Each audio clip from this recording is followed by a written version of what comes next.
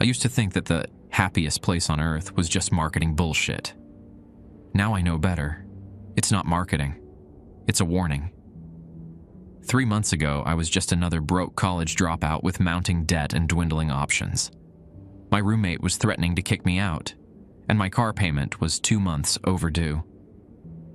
When I saw that Disneyland was hiring night shift janitors at nearly double the normal rate, it seemed like the universe was finally cutting me a break. The application process was surprisingly simple. One online form, a brief phone interview, and then an in-person meeting with a woman named Ms. Winters. She had this permanent smile that never quite reached her eyes. The whole time she interviewed me, she kept this little Mickey Mouse figurine on her desk, occasionally adjusting its position when she thought I wasn't looking. The night shift is special, she told me, tapping her long fingernails against a thick manila folder with my name on it.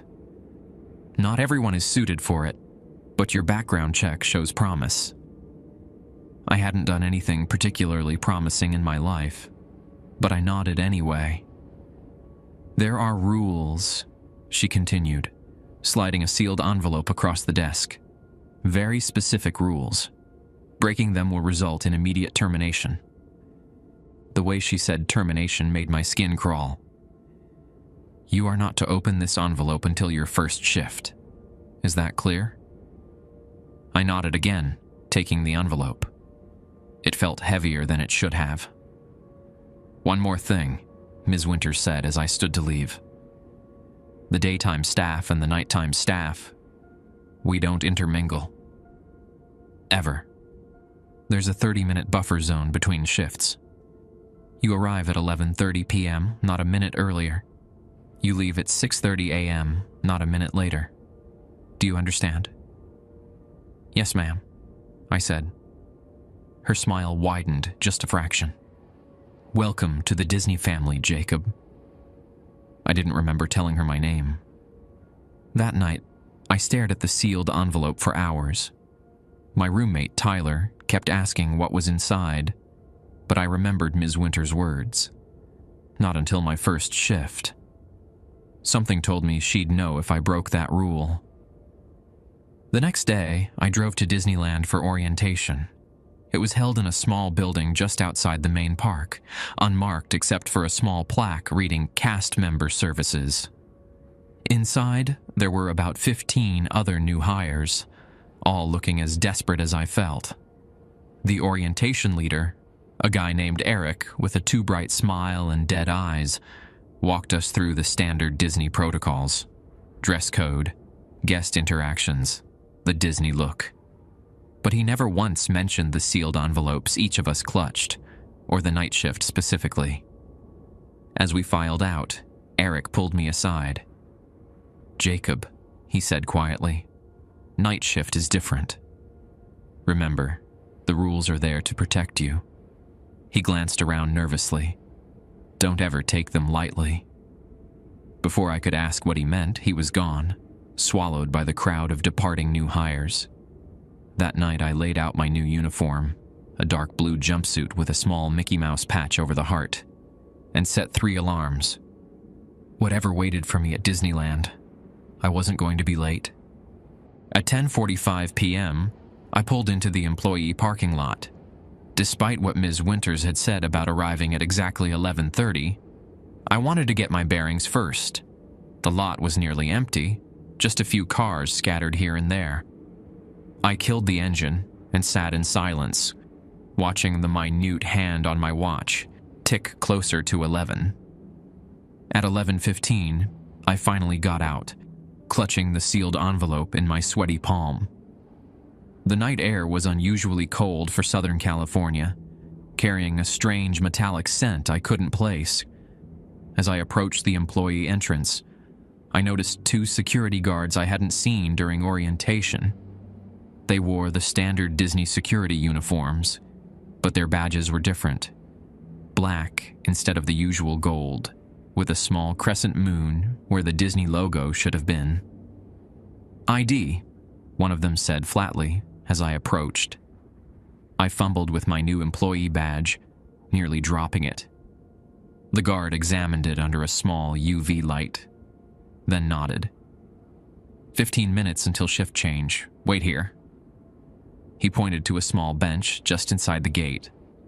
I sat, watching as a few other nervous-looking employees in the same dark blue jumpsuits arrived. None of us spoke. There was an unspoken tension in the air, like we were all waiting for something terrible to happen. At exactly 11:29, a soft chime sounded from somewhere inside the park. The guards straightened. "Night shift. Proceed to your designated areas," one announced. "Remember your rules." I followed the others through the employee tunnel that led into the park, the famous Disneyland that I knew. Bright, colorful, filled with laughter and music, was gone. In its place was a shadow realm of the same structures, eerily silent except for the occasional mechanical hum or distant echoing sound I couldn't identify. We emerged near Main Street, where a man in a black suit waited. Unlike Ms. Winters and Eric, he didn't bother with a fake smile. "New hires, open your envelopes," he said, his voice surprisingly gentle. "Read your rules carefully, memorize them, then destroy the paper." With trembling fingers, I tore open my envelope. Inside was a single sheet of heavy parchment-like paper, covered in neat typewritten rules. At the top was my name and my assigned area, Fantasyland. I began to read, "Night shift rules for Jacob Mercer, Fantasyland section. 1. You will be assigned a cleaning cart. Do not leave it unattended for more than 3 minutes and 45 seconds. 2. If you hear your name called, do not respond unless you can visually confirm the source. 3. Stay on the designated pathways at all times. If you see a new path that wasn't there before, report it immediately using the radio code Pathway Anomaly. 4. Do not make eye contact with any mascot costumes, even if they appear to be occupied. They should all be stored away at night. 5. If the lights on Small World begin to flicker, leave the area immediately and do not return until 3:17 a.m. exactly. 6. Whistling is strictly prohibited between the hours of 2 a.m. and 4 a.m. 7. If you encounter a child alone in the park, do not approach them. Radio for supervisor assistance using code Lost Balloon. 8. The carousel may activate on its own. This is normal. Do not board it under any circumstances. 9. If you see cast members in vintage, pre-1955 Disney costumes, do not interact with them. Maintain a distance of at least 20 feet. 10. Should you hear music from the 1930s playing anywhere in the park, retreat to the nearest staff area and wait exactly 30 minutes before resuming your duties. 11. Never enter the castle after 1 a.m., even if ordered to by a supervisor. 12. If you see a guest in the park during your shift, verify they cast a shadow before approaching. If they don't, use radio code Sunshine Request and evacuate the area. There were more rules, 30 in total, each more bizarre than the last. I read them 3 times, trying to commit them to memory. Around me, the other new hires were doing the same, their faces pale in the dim light. The man in the black suit waited patiently. When everyone finished reading, he produced a metal waste bin. "Tear up your rules and place them in here," he instructed. "From this point forward, they exist only in your memory." I hesitated, then tore the paper into tiny pieces, watching them flutter into the bin. The man added a liquid from a small bottle and dropped in a match. The papers burned with an unnatural blue flame. "One final note," he said as the fire died out. "You may see or hear things during your shift that you cannot explain. Do not attempt to rationalize them. Do not investigate them. Follow your rules, complete your tasks, and you will survive until morning. That is all." He turned and walked away, leaving us standing there in the eerie silence of an empty Disneyland. A supervisor appeared and began assigning us to our specific locations. "Jacob Mercer," she called. "Fantasyland, Zone 3. Report to the supply closet behind the teacups to receive your cart." As I walked toward Fantasyland, the weight of the rules pressed down on me like a physical thing. I checked my watch. 11:47 p.m.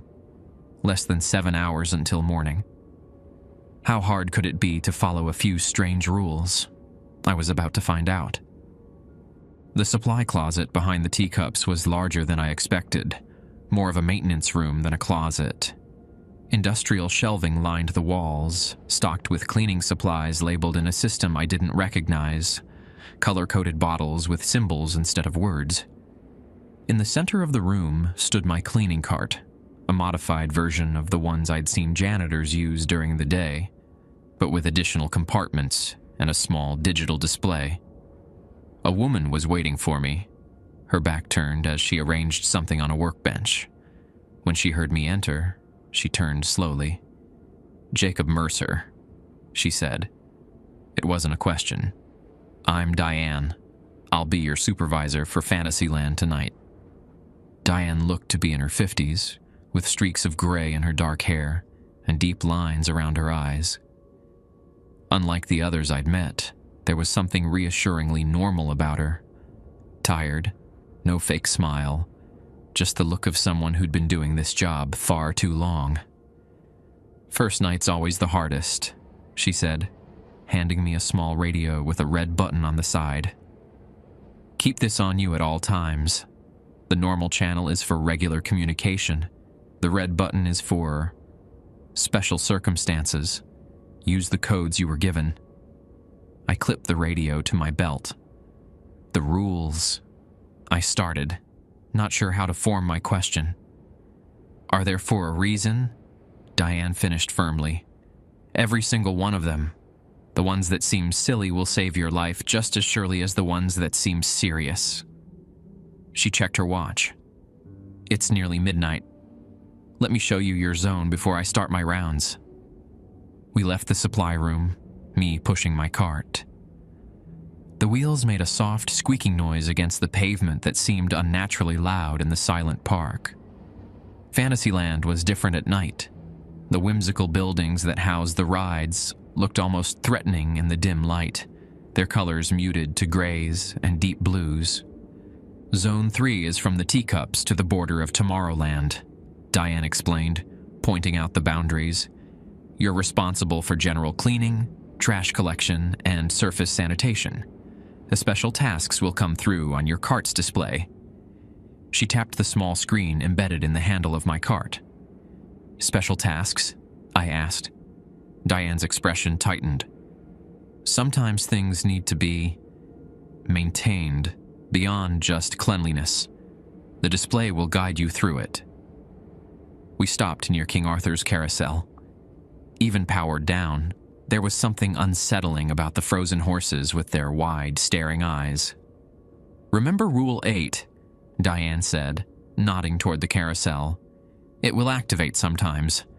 When it does, just keep your distance. It'll stop on its own." "What happens if someone gets on it when it's active?" I couldn't help asking. Diane stared at me for a long moment. "We lost a night janitor in '93 that way, and another in 2017. We never found enough of them to bury." She said it so matter-of-factly that it took a moment for the horror to sink in. "You're joking," I said weakly. "I don't joke about the rules, Jacob. Not ever."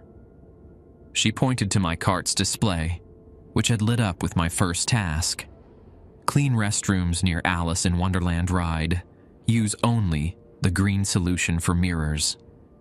"Get to work," Diane said. "I'll check on you in an hour. Remember, stay on the paths, keep your cart close, and if anything seems off, use the radio." With that, she walked away, disappearing around a corner. I stood alone in the silent park, the weight of the rules heavy in my mind. The restrooms near the Alice ride were standard Disney facilities, impeccably designed to blend with the Wonderland theme. Inside, everything seemed normal, though the silence was unnerving. I'd never been in a Disney bathroom that wasn't filled with the sounds of running water, hand dryers, and chattering guests. I started with the basics, restocking paper towels, emptying trash bins, mopping the floors. Normal janitorial work. I was just beginning to relax when I heard it. My name, whispered softly from one of the stalls. Jacob. I froze, mop in hand. Rule number 2 flashed in my mind. If you hear your name called, do not respond unless you can visually confirm the source. Jacob. I need help. The voice was soft, almost childlike, coming from the last stall. The door was closed. My heart pounded as I remembered another rule. If you encounter a child alone in the park, do not approach them. Radio for supervisor assistance using code Lost Balloon. But I needed to visually confirm if it was actually a child. Moving as quietly as possible, I positioned myself to see under the stall door. There were no feet visible on the floor. Jacob, please. I'm stuck. The voice was directly behind me now, though I hadn't heard anyone move. I spun around. Nothing. The bathroom was empty except for me. With shaking hands, I grabbed my radio. Supervisor, this is Jacob in Zone 3. Lost balloon? In the Alice restrooms. Static crackled for a moment. Then Diane's voice came through, tense and professional. Confirmed, Jacob. Exit the facility immediately. Proceed to Castle Courtyard, and wait. Do not return to this location until given clearance. I didn't need to be told twice. Abandoning my cart, breaking Rule 1, I realized too late. I hurried out of the restroom. As the door swung shut behind me, I heard the voice one final time, no longer childlike, but deep and distorted. You left your cart, Jacob. Bad things happen when you leave your cart. I ran back in, grabbing the cart with trembling hands, and wheeled it out as quickly as I could. The display was flashing red now, with a countdown. 3:42, 3:41, 3:40. The 3 minutes and 45 seconds I could leave it unattended. I'd almost broken a rule on my first night. I pushed the cart toward the castle courtyard, trying to stay calm. The pathways seemed different somehow, either narrower or slightly altered from what I remembered seeing during the day. Above me, the castle loomed, its normally cheerful spires now ominous against the night sky. When I reached the courtyard, Diane was already there, speaking into her radio in a language I didn't recognize. She saw me and quickly finished her conversation. You heard your name, she said. Again, not a question. I nodded. In the bathroom, there was no one there. There's never anyone there, Diane said grimly. Not anyone living, anyway. She checked her watch. It's 12:43. The bathrooms near Alice are now off limits until 3:20 a.m. Continue your route, but stay in the open areas of Fantasyland. What was that? I asked. In the bathroom? Diane's face hardened. Rule number 1 of night shift that they don't write down. Don't ask questions about things you don't want answers to. She softened slightly at my expression. Look, just focus on following the written rules. They'll keep you safe. My cart's display changed, showing a new task. Polish brass fixtures on Snow White's Scary Adventures. Use only the blue cloth and silver solution. Get back to work, Diane said. And Jacob, don't leave your cart unattended again. Next time, the countdown might start at 0. As she walked away, I couldn't help but glance up at the castle. For a split second, I thought I saw a figure in one of the windows, a silhouette watching me. But when I blinked, it was gone. I checked my watch. Only 1:12 a.m. The night stretched endlessly ahead. Snow White's Scary Adventures looked even more ominous at night than it did during the day. The facade, designed to resemble the Evil Queen's castle, cast jagged shadows across the pavement. As I approached with my cart, I felt an inexplicable chill, as if the temperature had suddenly dropped several degrees. I parked my cart directly beside the entrance and gathered the supplies specified on the display: blue microfiber cloth and a bottle labeled only with a silver stripe. No words, just the stripe. I noticed that my hand was trembling slightly as I reached for the door. Inside, emergency lighting cast a dim blue glow over the queue area. The brass fixtures, handrails, decorative elements, door handles gleamed dully in the low light. I began polishing methodically, keeping an eye on my watch. The task felt strangely important, more than simple maintenance. As I worked my way deeper into the ride, the silence became oppressive. Most theme park rides make ambient noise even when powered down. The hum of electronics, the subtle creaking of mechanisms. But Snow White's Scary Adventures was utterly silent, as if holding its breath. I reached the loading area where guests would board the minecarts during operating hours. The vehicles sat motionless on their track, each one molded to resemble a wooden minecart from the film. I leaned over to polish a brass lantern fixture near the first cart. That's when I noticed it, a fine powder dusting the seat of the lead cart. I leaned closer. It appeared to be ash, gray and fine, with tiny fragments that caught the light. My radio crackled, making me jump. "Zone 3, status check," came Diane's voice. I fumbled with the radio. "This is Jacob in Zone 3. I'm at Snow White, polishing the brass fixtures." There was a pause. "Have you touched anything besides the fixtures?"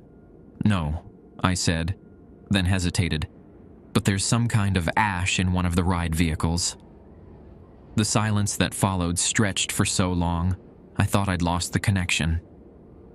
Finally, Diane's voice returned, tense and controlled. "Complete your assigned task exactly as specified. Then exit the ride. Do not touch the ash. Do not disturb the ride vehicles. Acknowledge." "Acknowledged," I replied, a knot forming in my stomach. I finished polishing the brass as quickly as I could while still being thorough. The whole time, I felt as if I were being watched, though every time I turned around, there was nothing there. Just shadows and the frozen figures from the ride, the 7 dwarfs, forest animals, the evil queen. As I worked on the final fixture, an ornate brass apple on the exit gate, I heard a soft mechanical click from somewhere in the darkness of the ride track. I froze, cloth still pressed to the metal. Click, click, click. A slow, rhythmic sound, like a mechanical counter ticking down. It seemed to be coming from everywhere and nowhere at once. My cart's display flashed urgently. Task complete. Exit ride immediately. I didn't need to be told twice. Gathering my supplies, I hurried back through the queue area toward the exit. The clicking followed me, growing faster with each step I took. As I reached for the door handle, it reached a frenzied pace, then stopped abruptly. I pushed through the door into the night air, relief washing over me. My cart was right where I'd left it, the display now showing a new message. Proceed to Dumbo the Flying Elephant. Inspect control panel in operator booth. I was about to wheel my cart in that direction when something made me look back at Snow White's Scary Adventures. Through the windows, I could see that the emergency lights had changed from blue to a deep, pulsing red, and silhouetted against that crimson glow was a figure, tall and angular, with what appeared to be a crown. I blinked, and it was gone. The lights were blue again. Shaken, I pushed my cart toward Dumbo, trying to convince myself it had been a trick of the light. The path took me past the teacups, which sat motionless on their circular platform. As I passed, I noticed one cup, painted a deep purple, was slightly off-center compared to the others. When I reached Dumbo, the operator booth was locked. My cart's display updated. Use key card from bottom left compartment. I found the card exactly where indicated and swiped it through the reader on the booth door. Inside was a cramped control center with various buttons, switches, and monitors. One screen was on, displaying a digital checklist labeled Night Protocol. Following my cart's instructions, I began inspecting each item on the checklist. Verify ride power is in standby mode. Green indicator. Confirm all elephant vehicles are in home position. Check that audio system is disconnected. Ensure movement sensors are active. Yellow indicator. Verify perimeter alarm is set. As I checked off the final item, I noticed something odd on one of the powered-down monitors. Though the screen was dark, there was a faint reflection visible, like something moving behind me. I turned quickly, but the booth was empty. When I looked back at the screen, the reflection was gone. My cart's display updated again. Inspection complete. Lock booth. Proceed to Princess Fantasy Fair for scheduled maintenance. I locked the booth with shaking hands and returned to my cart. The park seemed different now. The pathways narrower, the shadows deeper. As I pushed my cart toward Princess Fantasy Fair, I checked my watch. 2:17 a.m. I was nearing the no whistling hours mentioned in the rules. The Fantasy Fair was a relatively new addition to Disneyland, a princess meet and greet area with a medieval village theme. During the day, it was filled with excited children waiting to meet their favorite Disney princesses. At night, with its shuttered windows and empty stage, it looked like an abandoned village from a horror movie. My cart's display provided new instructions. Check Royal Hall curtains for tears. Repair any damage with red kit only. I found the repair kit in my cart, a small red box containing thread, special adhesive, and what looked like gold dust in a vial. Inside the Royal Hall, the meet and greet area was set up with 3 separate stations, each with ornate backdrops and heavy velvet curtains for the princesses to make their entrances. I began methodically checking each curtain, running my fingers along the fabric to feel for tears. The first 2 stations were perfect, no damage at all. But at the 3rd station, Snow White's, according to the small apple motif embroidered on the curtain, I found a long, jagged tear near the bottom hem. It almost looked like claw marks. I knelt down with the repair kit and began to follow the instructions on my cart's display. Apply adhesive to both sides of the tear. Sprinkle with gold dust, then sew using the special thread. The process was oddly specific, almost ritual-like. As I worked, I became aware of a subtle shift in the atmosphere. The air felt heavier, charged with some kind of energy I couldn't explain. The silence deepened until I could hear my own heartbeat. Then, from somewhere behind the curtain I was repairing, came the softest sound. A gentle humming, a melody I recognized. Someday, my prince will come. I froze, needle poised over the tear. There should be no one behind that curtain. The humming continued, a woman's voice, sweet and pure. Then it stopped abruptly. "Is someone there?" a voice asked from behind the curtain. "I can sense you." I remained silent, remembering rule number 2. If you hear your name called, do not respond unless you can visually confirm the source. While the voice hadn't called my name specifically, the same principle seemed to apply. "I know you're there," the voice continued, now with an edge to its sweetness. "Won't you help me? I seem to be stuck." My hands trembled as I finished the last stitch.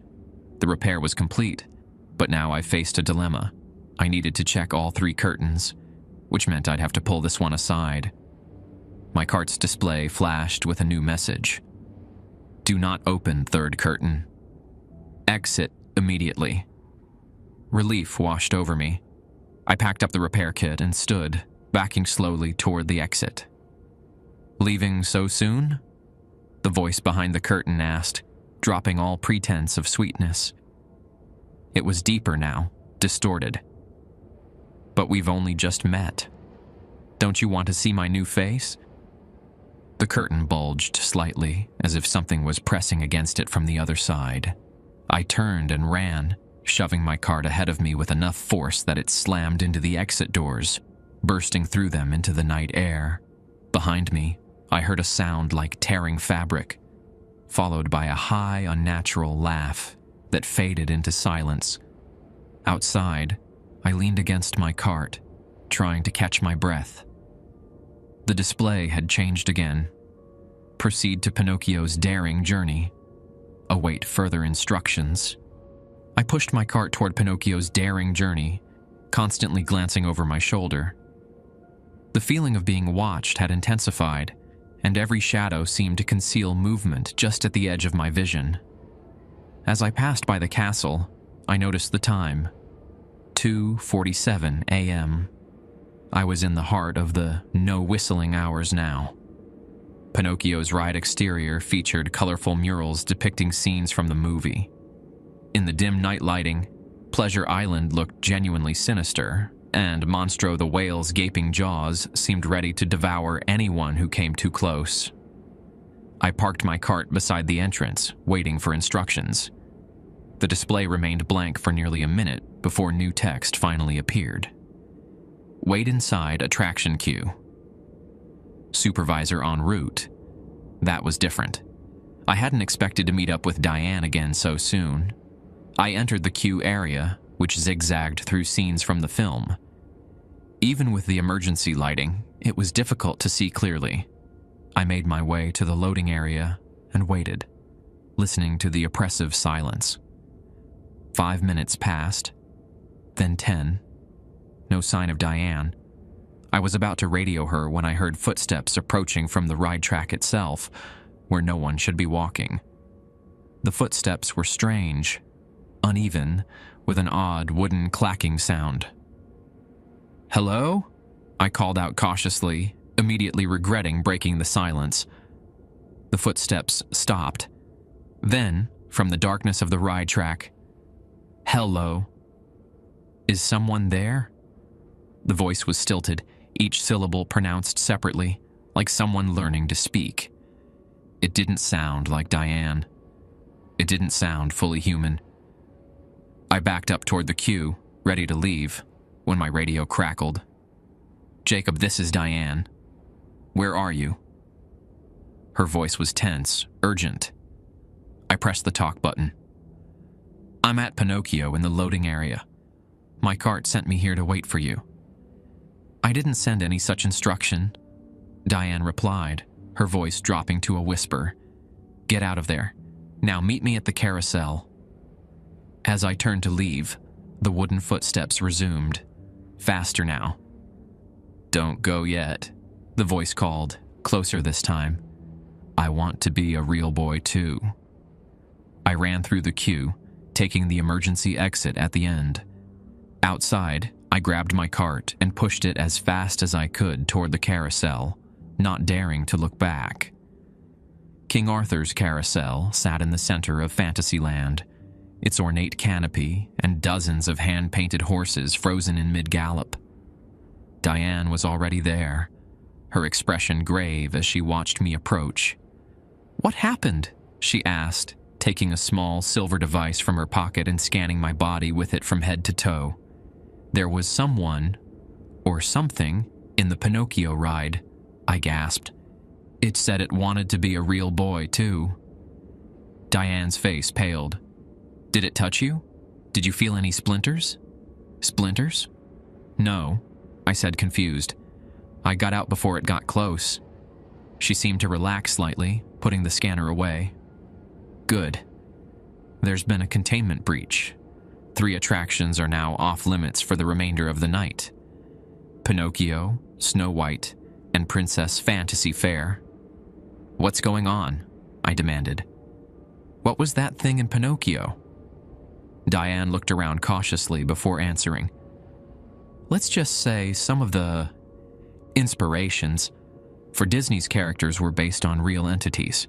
Not all of them are as friendly as their movie versions." She checked her watch. "It's 3:05 a.m. You're nearly halfway through your shift." My cart's display lit up with a new message. Clean water features in Fantasyland. Use only yellow solution for treatment. Back to work, Diane said. Stay in the open areas. If your cart instructs you to enter any of the off-limits attractions, radio me immediately. She paused. And Jacob? The rules about the carousel apply double tonight. It's getting restless. As if on cue, I heard a faint mechanical grinding from the carousel's base. The horses remained still, but there was a tension in the air, as if the entire structure was straining against its moorings. I'll be patrolling the perimeter, Diane said. The yellow solution is important. It's not just for cleaning. It's for protection. Make sure you treat every water feature thoroughly. She walked away, leaving me alone with my cart and a growing sense of dread.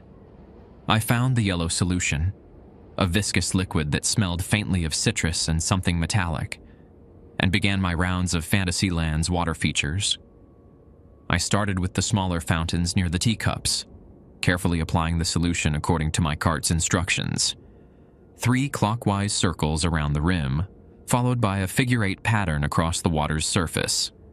The liquid dispersed with an unusual shimmering effect, and I could have sworn the water momentarily glowed before returning to normal. As I moved to each subsequent fountain, I began to notice something strange. Tiny ripples in the water when I approached, as if something was moving beneath the surface. In the largest fountain, near the entrance to the now off-limits Princess Fantasy Fair, I saw what looked like small handprints appearing on the water's surface before dissolving away. My radio crackled. Jacob, Diane's voice was hushed but urgent. Where are you? At the large fountain near Fantasy Fair, I replied. Have you treated it yet? I'm about to start. Good. Be thorough. That one's active tonight. As if to confirm her words, the water in the fountain suddenly surged upward in a column about a foot high before collapsing back. I jumped backward, nearly dropping the bottle of yellow solution. What the hell was that? I whispered into the radio. Just apply the treatment, Diane answered. Quickly. With shaking hands, I began the ritual. 3 clockwise circles, then the figure 8. As the yellow liquid touched the water, I heard a sound like a child's moan coming from within the fountain. The water bubbled and churned, and for a brief moment, I thought I saw a face forming in the ripples, small, distorted, with hollow eyes and a gaping mouth. Then the yellow solution fully dispersed, and the water went completely still, unnaturally still, like glass. It's done, I reported, backing away from the fountain. Good, Diane replied. Proceed to your next task. My cart displayed new instructions. Inspect the Mad Tea Party ride controls. Check for anomalous settings. The teacups, officially named the Mad Tea Party, were just a short distance away. As I approached, I noticed one cup was still slightly out of alignment with the others, the same purple one I'd observed earlier. My cart's instructions directed me to the control booth, a small enclosed area where operators would normally stand during the day. Inside the booth, the control panel was surprisingly complex for what seemed like a simple ride. Buttons, switches, and dials were arranged in patterns that didn't make immediate sense. My cart's display guided me through a series of checks, having me verify positions and settings on each control. Everything matched the expected settings until I reached the rotation speed limiter, a dial that should have been set to 35%, but was somehow at 85%. According to my cart, this was definitely anomalous. Just as I was about to report this, the lights on the control panel flickered. The ride had no power. I'd verified that myself. But suddenly, the purple teacup began to rotate. Slowly at first, then picking up speed. I watched in horror as it spun faster and faster, all on its own. The metal of the cup began to warp slightly from the centrifugal force, producing a high-pitched squealing sound. Then, just as suddenly as it had started, it stopped. the cup now perfectly aligned with all the others. My radio crackled again. "Jacob, status report." It was Diane, sounding tense. "The purple teacup just moved on its own," I said, my voice shaking. It was spinning really fast. Then it just stopped. There was a long pause before Diane responded. "Reset the rotation speed limiter to 35%. Then get out of there. That ride is now off limits too." I quickly adjusted the dial and hurried out of the control booth. My cart's display had changed again. "Proceed to Castle Courtyard. Urgent maintenance required." I glanced at my watch. 3:46 a.m. According to Rule 11, I should never enter the castle after 1 a.m. But the courtyard should be safe, right? As I pushed my cart toward the castle, the entire atmosphere of Fantasyland seemed to shift. The air grew colder, and the emergency lights dimmed slightly, as if something was drawing power from them. In the distance, the carousel's mechanical grinding had grown louder, and I could now hear the faint tinkling of its music box, though the melody was distorted, playing at half speed. When I reached the castle courtyard, Diane was waiting, looking haggard and tense. "We have a situation," she said without preamble. "Something's trying to break through tonight. Multiple containment breaches across several attractions." "Break through from where?" I asked. Diane's eyes met mine. "Did you ever wonder why Disney built this place? Why he was so obsessed with fairy tales? Some stories aren't just stories, Jacob. They're doors, and doors can be opened from both sides." Before I could process this, my cart's display flashed red. "Warning. It's a small world anomaly detected. All personnel evacuate Fantasyland immediately." Diane's radio squawked, and a panicked voice came through. "Multiple breaches at Small World. The dolls are..." The transmission cut off with a scream. "We need to go," Diane said, grabbing my arm. "Now." In the distance, I could hear it. The iconic "It's a Small World" melody beginning to play, slow and distorted. The cheerful tune transformed into something menacing and wrong. And beneath it, the sound of hundreds of small, mechanical footsteps, all moving in perfect unison. Diane pulled me toward Tomorrowland, moving with the practiced efficiency of someone who'd fled this way before. Behind us, the Small World music grew louder, more distorted. The melody stretched and warped like it was being played on melting vinyl, the childish voices now guttural and wrong. "Don't look back," Diane ordered as we ran, my cart abandoned behind us. "Whatever you do, don't look back." Of course, part of me wanted to look, needed to see what was following us. But the raw fear in Diane's voice convinced me to keep my eyes forward. We reached the boundary between Fantasyland and Tomorrowland, a threshold marked by a subtle change in pavement texture and lighting style. As we crossed it, I felt a strange resistance, like pushing through an invisible membrane. Diane pulled a small device from her pocket, different from the scanner she'd used earlier, and pointed it at the boundary we'd just crossed. She pressed a button, and a high-pitched tone emitted from the device. Behind us, I heard what sounded like glass cracking, followed by angry, inhuman shrieks. "Temporary seal," Diane explained, pocketing the device. "It won't hold for long, but it gives us time." In Tomorrowland, the atmosphere was completely different. The retro-futuristic architecture, all smooth lines and gleaming surfaces, stood in stark contrast to the fanciful structures of Fantasyland. The emergency lighting here was blue-white rather than amber, casting everything in a cold, clinical glow. We stopped near Space Mountain, both of us breathing hard. I finally dared to ask, "What the hell is happening?" Diane wiped sweat from her brow, looking older and more tired than she had at the beginning of the shift. "Night shift isn't just about cleaning, Jacob. It's about maintenance. Of the park, yes, but more importantly, of the barriers." Barriers between what? Between this world and the others. She looked back toward Fantasyland, her expression grim. Disney knew.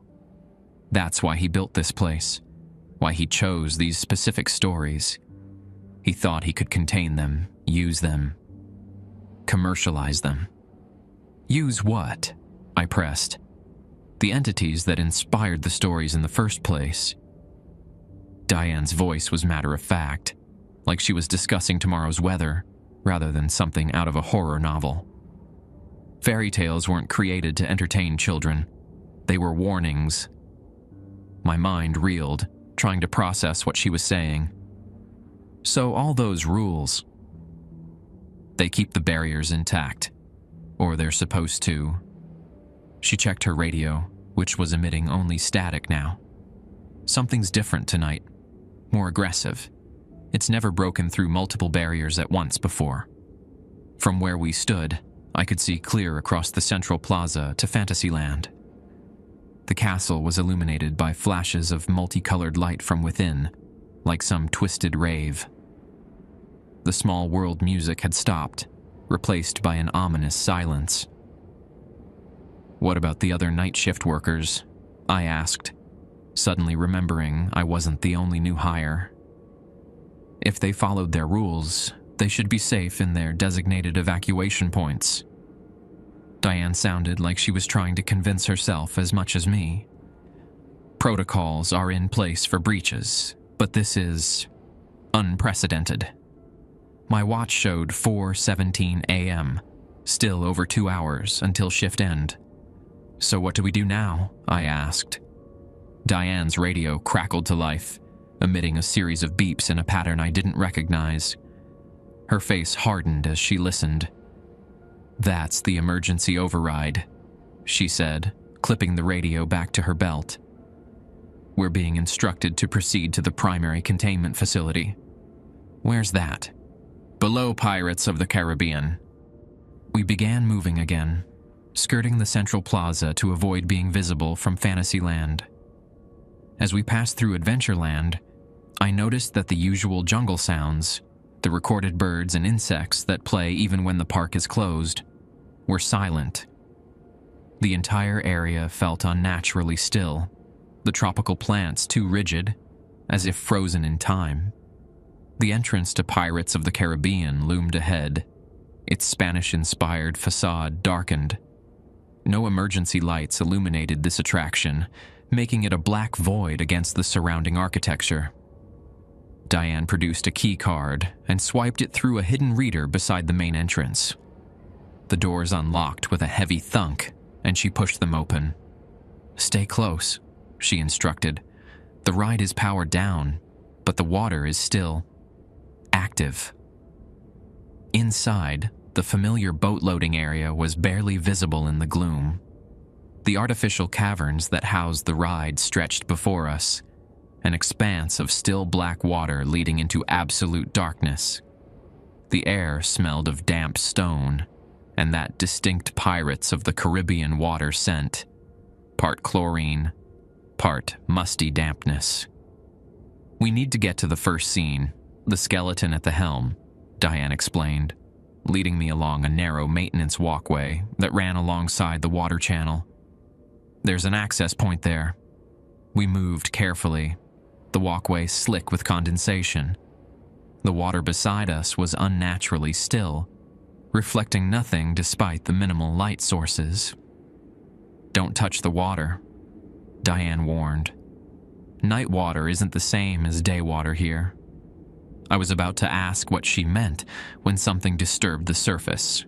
A ripple that moved against the direction of the channel flow, heading toward us rather than away.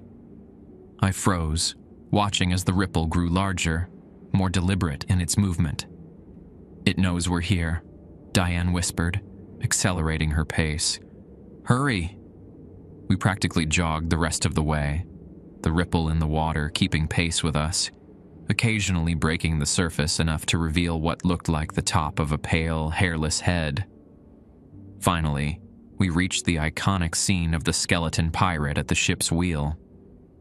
In the dark, with only my flashlight, The skeletal figure looked disturbingly authentic, its empty eye sockets seeming to follow our movement. Diane approached a section of rock wall that looked identical to all the rest, running her fingers along it until she found what she was looking for. She pressed in a sequence, and a hidden door swung inward, revealing a modern elevator that looked wildly out of place amid the pirate theming. "Get in," she urged. As I stepped into the elevator, I glanced back at the water.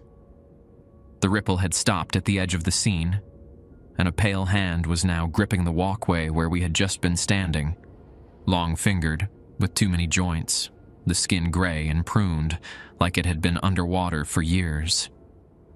Diane slammed the hidden door shut just as the hand began to pull something up from the water. The elevator started descending immediately.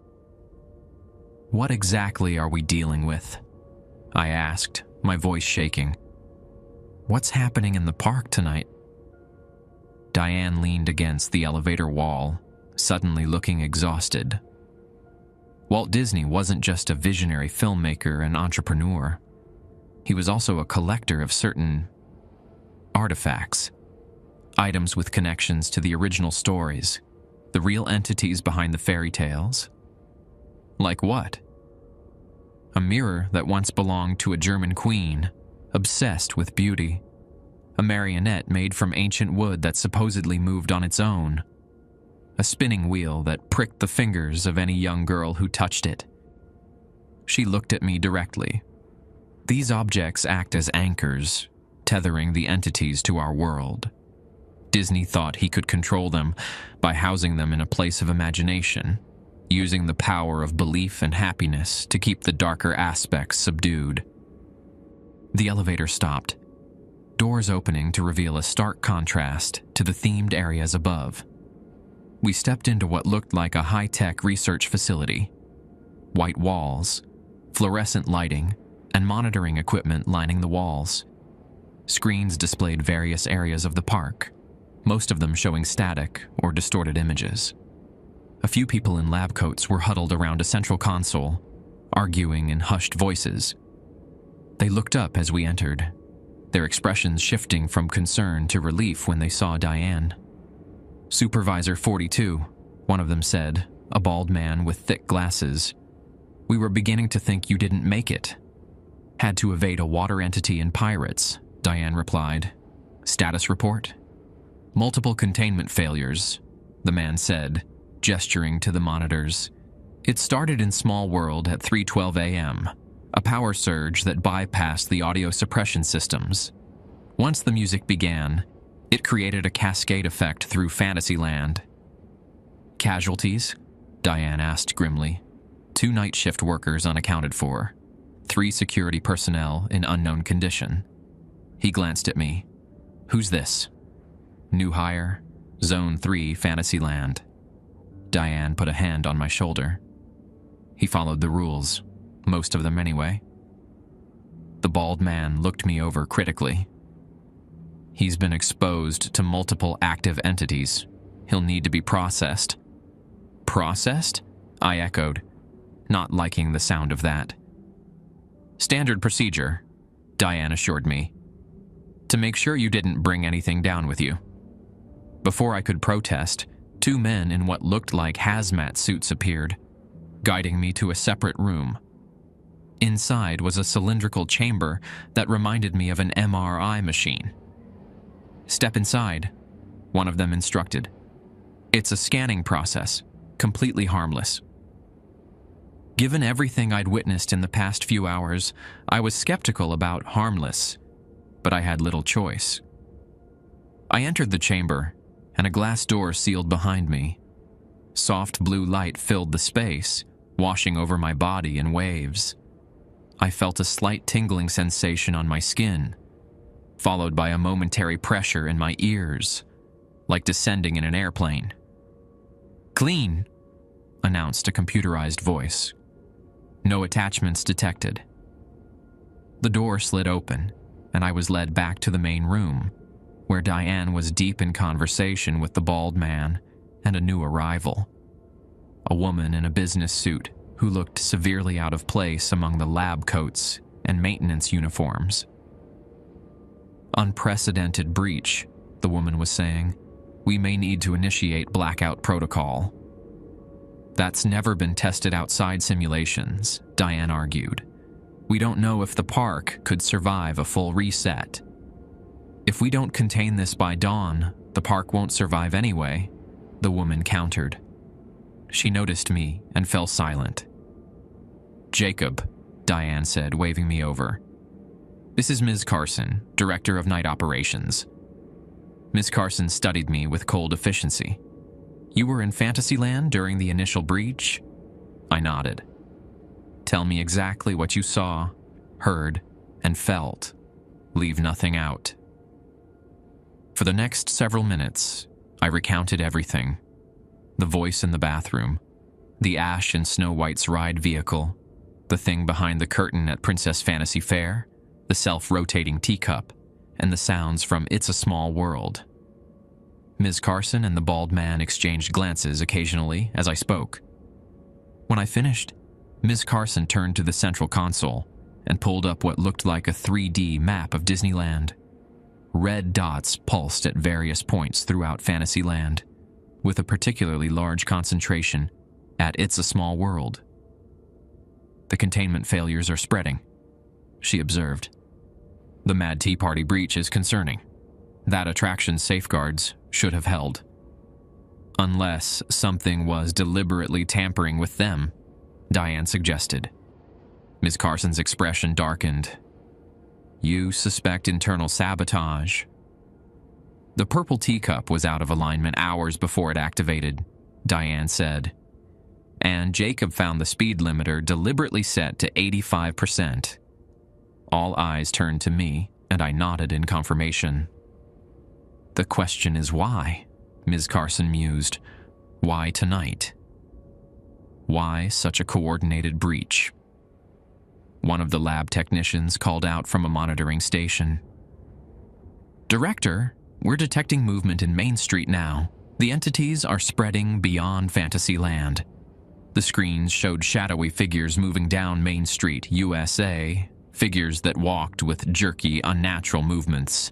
Some appeared to be wearing partial Disney character costumes, while others were more amorphous, their shapes constantly shifting and reforming.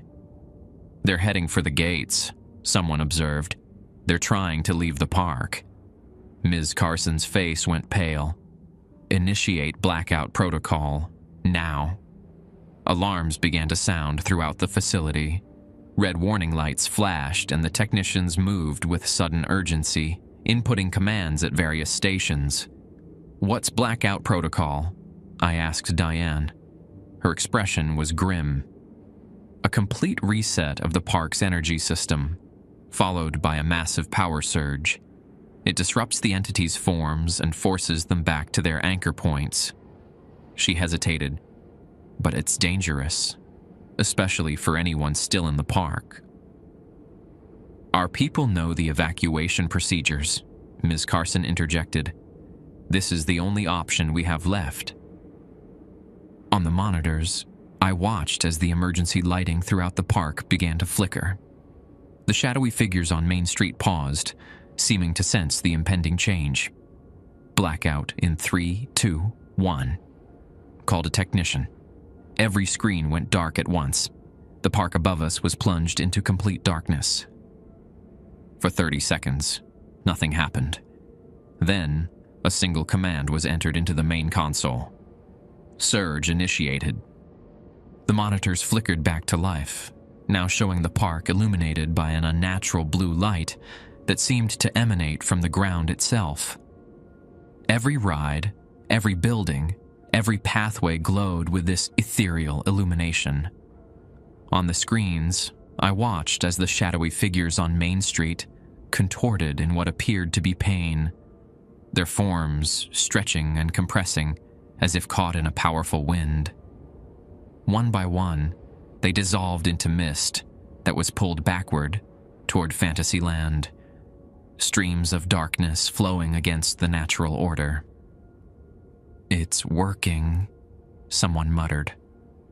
The blue light intensified, becoming almost blinding on the monitors.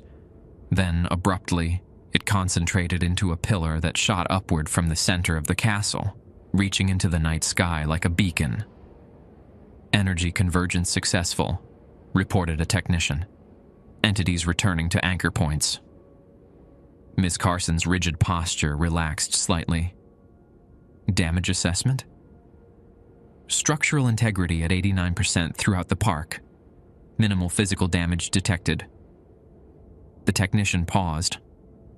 "However, we're reading high residual energy in all affected attractions. They'll need to be cleansed before regular operation can resume."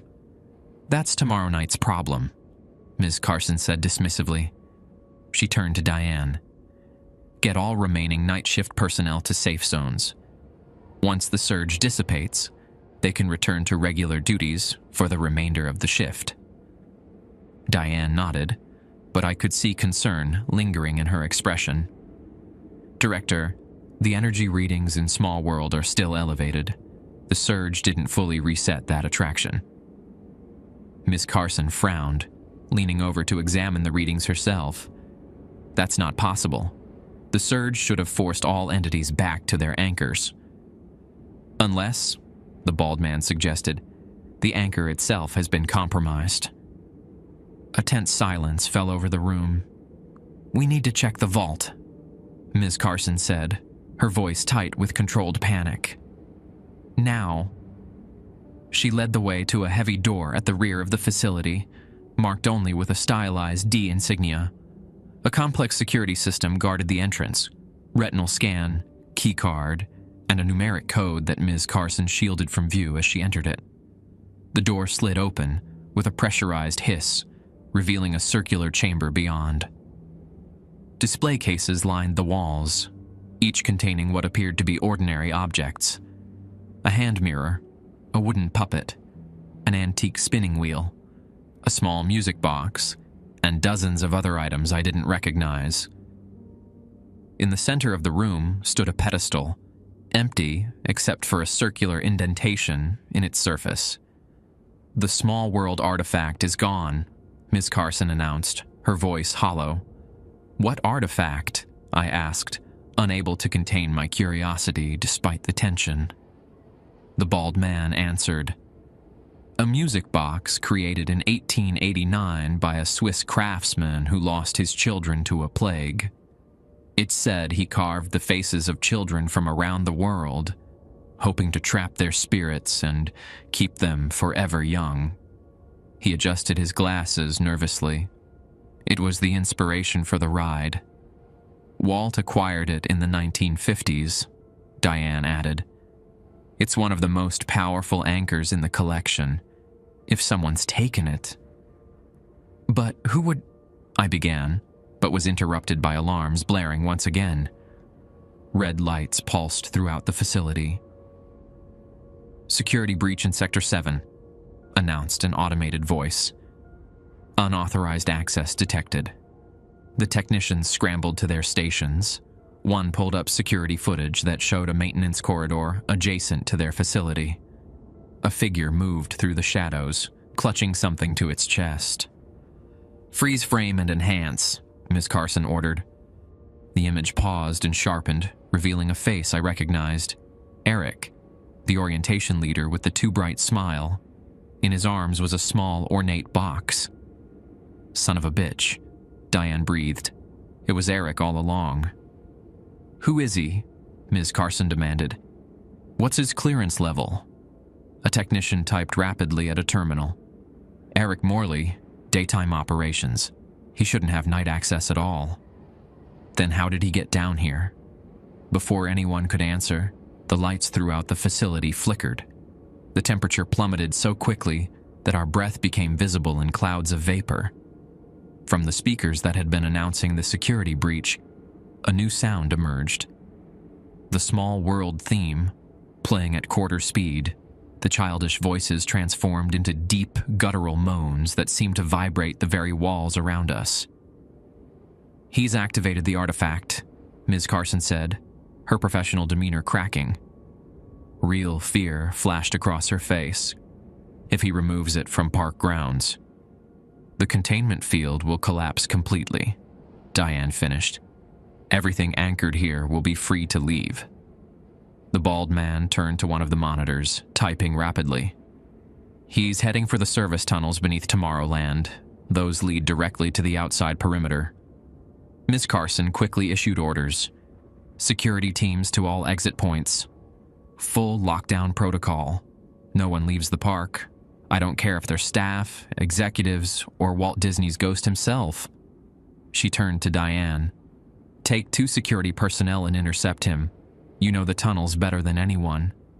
Diane nodded grimly. She glanced at me, hesitation crossing her features, before she made a decision. I need him, she said, pointing in my direction. He's seen the artifact. He can sense it now. Ms. Carson looked like she wanted to argue, but instead gave a curt nod. Go. Now.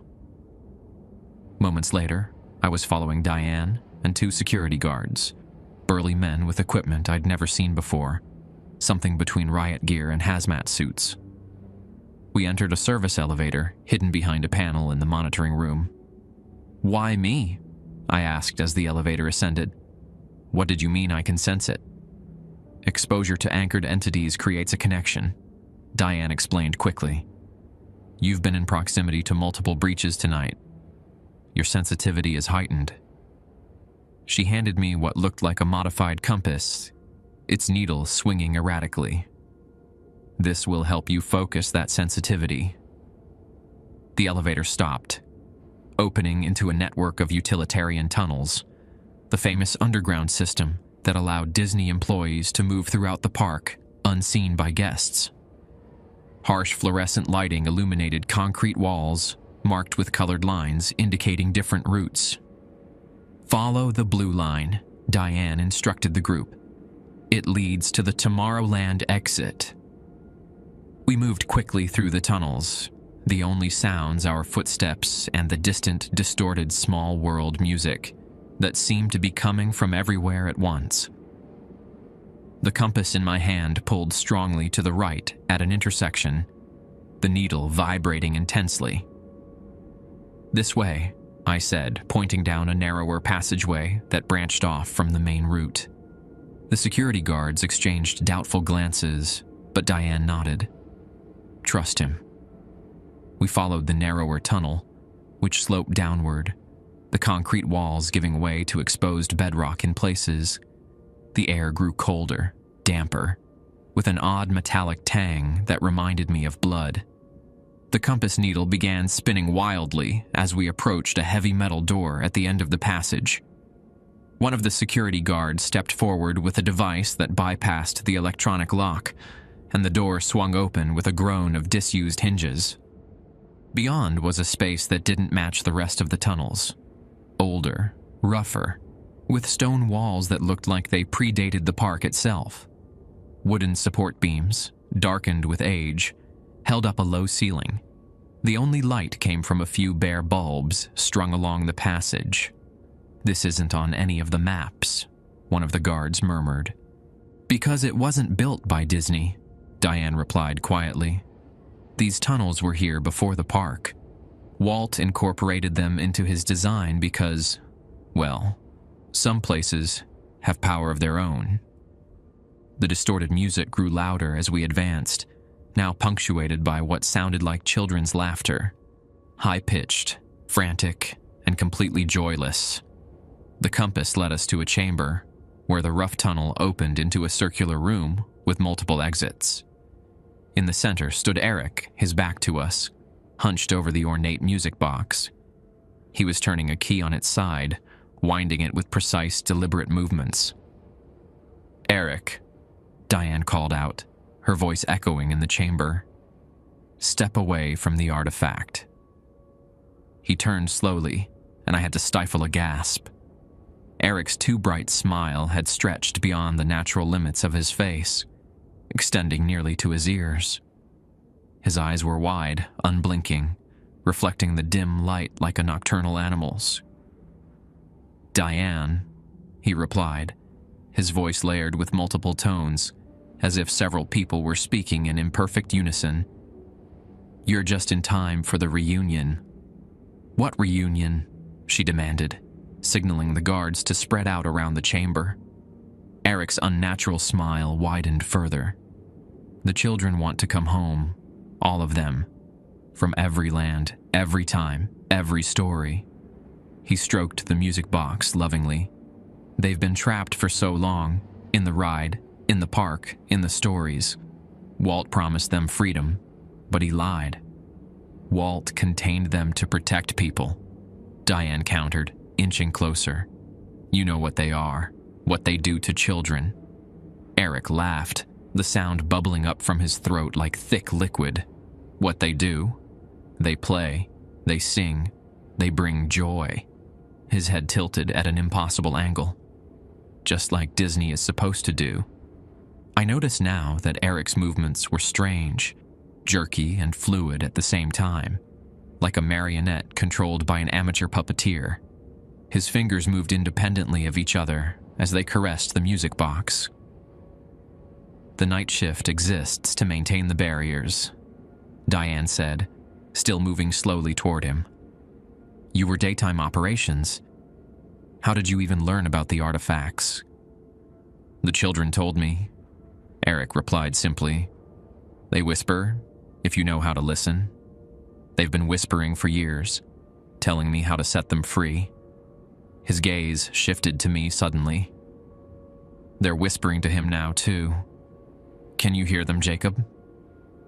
And the terrible thing was, I could. Beneath the distorted music, beneath the conversation, I could hear tiny voices calling my name, promising friendship, adventure, eternal youth. I shook my head violently, trying to clear it. The compass in my hand burned cold, the needle spinning so fast it was just a blur. "This ends now," Diane declared. She nodded to the guards, who raised strange devices that looked like modified flashlights. But before they could act, Eric twisted the key on the music box one final time. The melody changed, becoming faster, more frantic. The air in the chamber began to shimmer, and from each of the tunnel exits, a thick mist began pouring in, not white or gray but colorful, each fog bank a different hue. The mist swirled around Eric, lifting him several inches off the ground, his body contorted, bones cracking audibly as something inside him shifted and grew. "Take him down!" Diane shouted. The guards fired their devices, which emitted beams of the same blue light I'd seen during the park reset. The beams struck Eric, and he screamed, a sound no human throat should be able to produce. The music box fell from his hands, clattering to the stone floor. "Jacob! The box!" Diane yelled. I lunged for it, but the colorful mist formed tendrils that wrapped around my wrists, ice cold and surprisingly solid. They yanked me backward, away from the artifact. One of the guards managed to reach the box, but as his fingers touched it, the mist surrounding Eric coalesced into dozens of small, childlike forms, translucent bodies with two wide smiles and hollow eyes. They swarmed the guard, covering him completely. When they dispersed seconds later, he was gone. Not fallen, not injured, simply gone, as if he'd never existed. The remaining guard backed away in terror, still firing his device at the apparitions, but the beam passed harmlessly through them now. Diane had produced a vial of the yellow solution I'd used earlier on the fountains. She threw it at the music box, the glass shattering and liquid splashing across its ornate surface. The effect was immediate. The childlike figures shrieked in unison, their forms wavering. The mist began to dissipate, drawing back into the tunnels. Eric collapsed to the floor, his body returning to normal proportions, though his face still held that terrible stretched smile. "Get the box," Diane ordered the remaining guard, who cautiously approached, using a cloth to pick up the artifact without touching it directly. I was released from the mist's grip as it retreated, falling to my knees on the cold stone floor. My head pounded with the echoes of those childish voices, still calling, still promising. "It's not over," Eric said, his voice now hoarse but his own. He lay on his side, curled around himself like a wounded animal. "You can't keep them contained forever. The barriers are weakening. Tonight was just the beginning." Diane knelt beside him, genuine sadness in her eyes. "How long have they been influencing you, Eric?" He gave a broken laugh. "Since I was 7, my first visit to the park." His unnatural smile finally faded, replaced by a look of weary resignation. "They're not what you think, Diane. They're lonely. They just want friends to play with. They want vessels," Diane corrected grimly, "bodies to wear out and discard." She stood, turning to the guard. "Take the artifact back to the vault. I'll handle him." The guard nodded, carefully wrapping the music box in the cloth and retreating down the tunnel we'd entered through. I struggled to my feet, still dizzy from the encounter. "What happens to him?" I asked, nodding toward Eric. Diane's expression was unreadable. "Protocol for compromised employees is clear." Eric looked up at her, that terrible smile slowly spreading across his face once more. "It doesn't matter what you do to me. I'm just one of many. We're everywhere. Day shift, night shift, management. The children have been making friends for decades."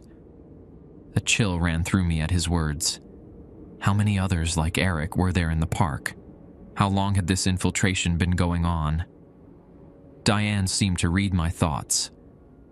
"That's why the rules exist, Jacob. To identify those who've been compromised. The entities can't help but react to certain stimuli, certain actions."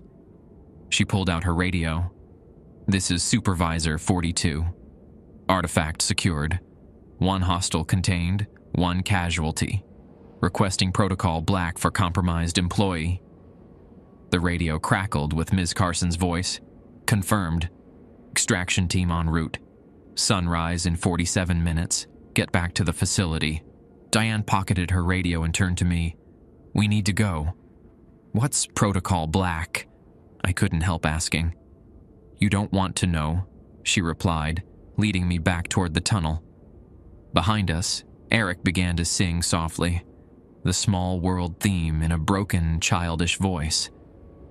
As we walked away, his singing gradually shifted, multiple voices joining in perfect harmony, though his lips were the only ones moving. I didn't look back again. By the time we returned to the underground facility, dawn was approaching. My watch showed 5:52 a.m., less than 40 minutes until the official end of night shift. The frantic energy of the crisis had subsided, replaced by the methodical efficiency of damage control. Ms. Carson and her team were gathered around the central console, reviewing footage from throughout the park. The security guard had returned the Small World music box to the vault, and technicians in special gear were performing what they called cleansing procedures on it behind the heavy vault door. "What's the status?" Diane asked, approaching the group. Ms. Carson looked up, relief visible on her face when she saw us. "Containment restored to 94% capacity. We've initiated localized memory protocols for the compromised areas." "Casualties?" Diane's voice was professional, but I caught the undertone of dread. 4 night shift personnel confirmed missing. 2 security officers in medical, condition unknown. Miss Carson glanced at me. Could have been much worse without the quick implementation of blackout protocol. The bald man, Dr. Winters, I'd learned, Ms. Winters' husband and head of artifact research, approached us with 2 steaming cups. He handed one to Diane and offered the other to me. "Drink this," he said. "It helps with the psychic residue." The liquid was bitter, herbal, with an aftertaste of something metallic. I drank it without question, too exhausted to be suspicious anymore. "What happens now?" I asked after a moment. Ms. Carson answered, "Now we repair, reset, and prepare for tomorrow night." She spoke matter-of-factly, as if we'd dealt with nothing more serious than a power outage. The day shift arrives in less than an hour. By the time the park opens at 8 a.m., there can be no sign of what happened here. "And Eric?" I pressed.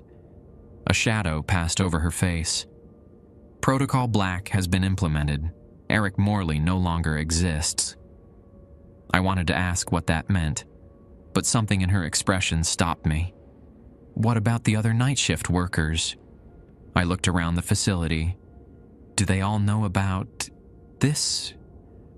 I gestured vaguely at the monitors, the vault, the whole hidden operation. "On a need-to-know basis," Diane explained. "Most are like you were at the beginning of tonight, given rules without explanations. Only supervisors and special teams know the full scope." "And now me," I said quietly. Dr. Winters nodded. "Which presents us with a decision." He looked to Ms. Carson, who frowned thoughtfully. "You've seen too much for standard protocol," she admitted. "Normally, first night exposure is limited and can be handled with minor memory adjustment during orientation follow-up. But your level of involvement tonight..." She trailed off. My stomach tightened. "Are you going to make me no longer exist, too?" "Don't be dramatic," she replied sharply. "We're not monsters, but we do have protocols." She turned to Diane. "Your assessment?"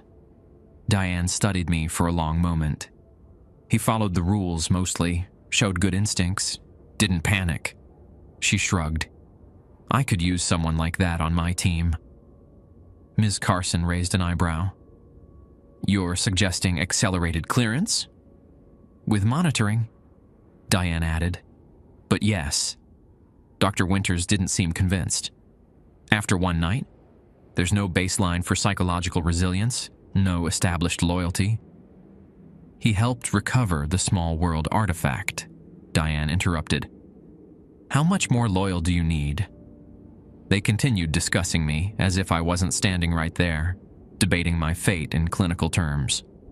Finally, Ms. Carson raised a hand, silencing the discussion. "Jacob," she said, addressing me directly for the first time in a while, "you have two options.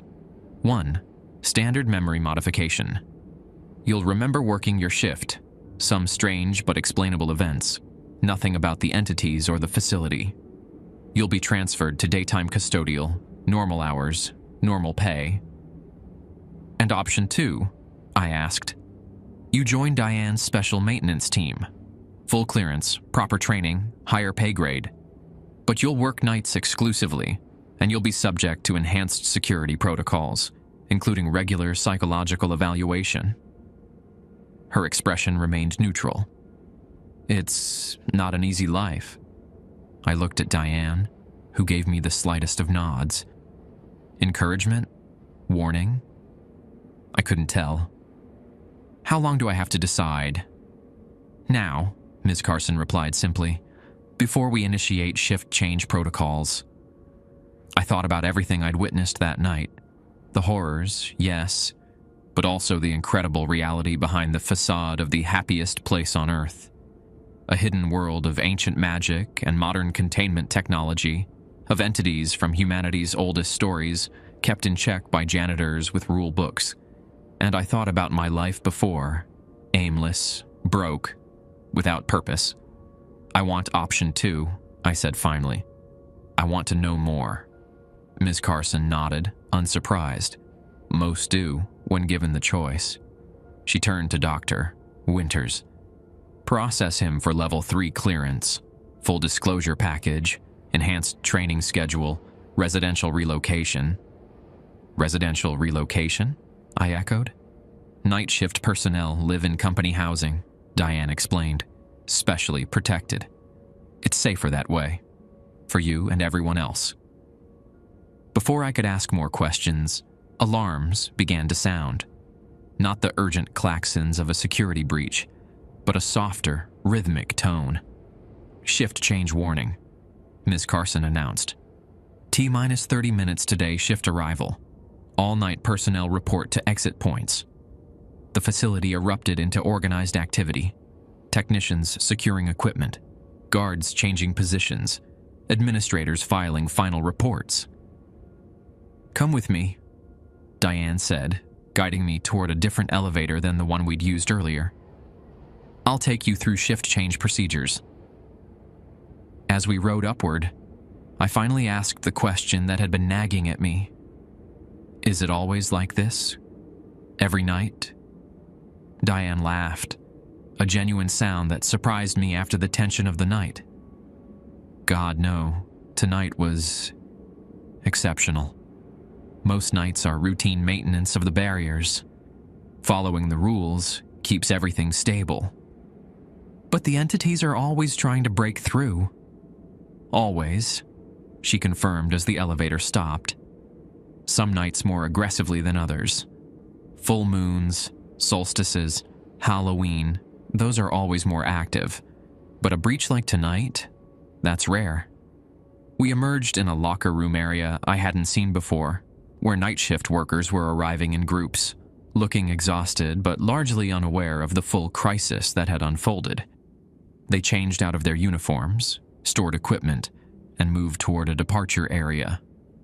"Get changed," Diane instructed, pointing me toward an empty locker with my name already on it. "Regular clothes only for shift transition. No uniforms visible today's shift ever." I changed quickly, storing my janitor jumpsuit in the locker. Inside, I found a sealed envelope, thicker than the one Ms. Winters had given me initially, with Level 3 clearance initial briefing stamped across it in red. "Read that at home," Diane advised, noticing it in my hand. "Memorize it, then destroy it, just like your rules." "More rules?" I asked. "More explanations," she corrected. "But yes, more rules too. The entities evolve, so our protocols must evolve with them." She checked her watch.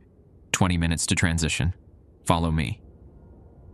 She led me through a series of corridors that gradually transformed from utilitarian maintenance areas to more publicly presentable spaces. Finally, we emerged in what looked like a standard employee exit area, with time clocks and bulletin boards displaying typical workplace notices. Other night shift workers were already lining up, clocking out with practiced efficiency. No one spoke much. They looked drained but satisfied, like factory workers at the end of a productive shift. "Tomorrow night, you'll report to me directly at 11:15, Diane said as we joined the line. "I'll begin your enhanced training. Until then, get some sleep. The first week is always the hardest." When we reached the front of the line, I clocked out with my new employee badge. The time clock displayed 6:27 a.m., exactly on schedule. Beyond the exit doors, I could see the first hints of daylight brightening the sky. Day shift employees were visible in the distance, approaching from the parking areas, cheerful and energetic. "Remember," Diane said as I prepared to leave, "the day staff and night staff don't intermingle. Ever. They don't know what we do, what we protect them from. That's how it has to be." I nodded, thinking about the two separate worlds existing in the same physical space: the daytime fantasy of Disney, and the nighttime reality of ancient entities, and the rules that kept them contained. "One last thing," Diane added, her voice lowered. "What Eric said about others being compromised, it's not just paranoia. We have suspected infiltration for years, but it's difficult to identify them until they act." Her eyes met mine, deadly serious. "Trust the rules, Jacob. Always. They're the only things we know for certain will keep you safe." With that warning lingering in my mind, I stepped through the doors into the morning light. The air felt clean, normal. No metallic tang, no unnatural cold. Around me, day shift employees chatted happily, unaware of the night's events or the secret world existing alongside theirs. As I walked to my car, I passed a family already arriving for the day, parents and two excited children, eager to be first in line when the park opened. One of the children, a girl of about 7, stopped suddenly and turned to look directly at me.